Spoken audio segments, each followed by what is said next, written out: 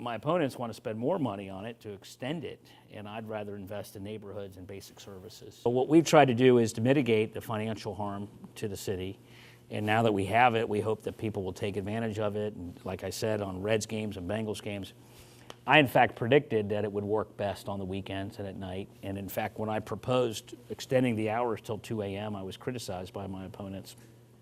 But clearly it's turned out that that's the best time for the streetcar. And I think figuring out ways to do promotions or, night on the town type stuff, hopefully will help it do better. For people that aren't familiar, I mean, you were in opposition to the streetcar, but it was built during your administration. Kind of like what led to that? What was it? Were we just too far in the process and we just were kind of married to it?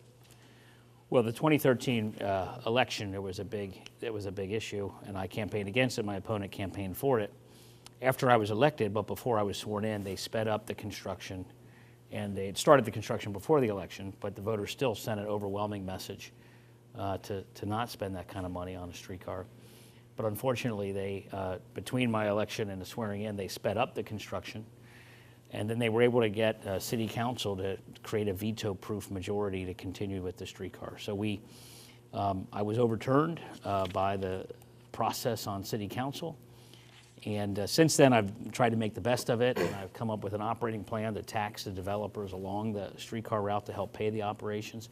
I also advocated for extending the hours, because it's been more successful, as I predicted, on the weekends and at night as a bar hopping mechanism, which is a wonderful way if you're in from out of town or you're going down with your family for a Bengals or Reds game. It's a good way to get around downtown.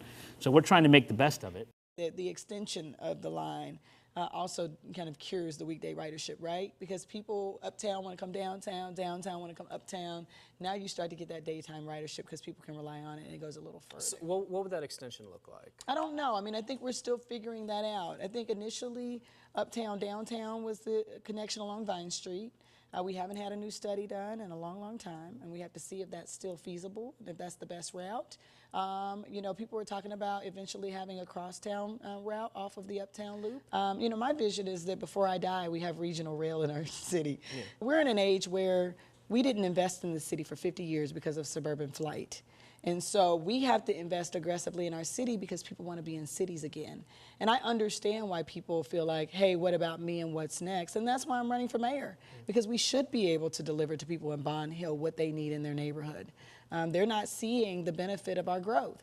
And so my plan is to catalyze and really aggressively grow this city, because guess what? We want people to stay here, and we want people to move here. And the only way we do that is by reinvesting in our city. We haven't done that aggressively under this administration, and I've been frustrated by that.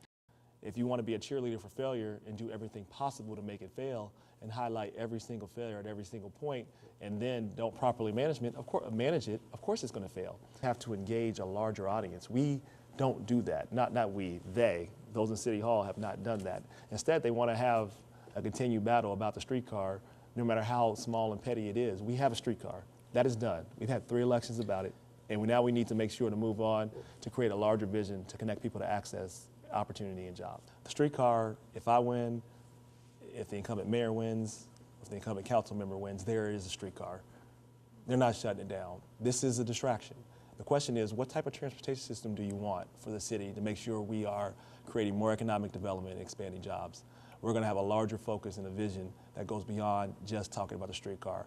I know people are obsessed with talking about it because it's a popular issue to talk about, but it's not going to help us connect more people to jobs, access, and opportunity. We're going to have a larger conversation about the whole city and not just focus on the streetcar.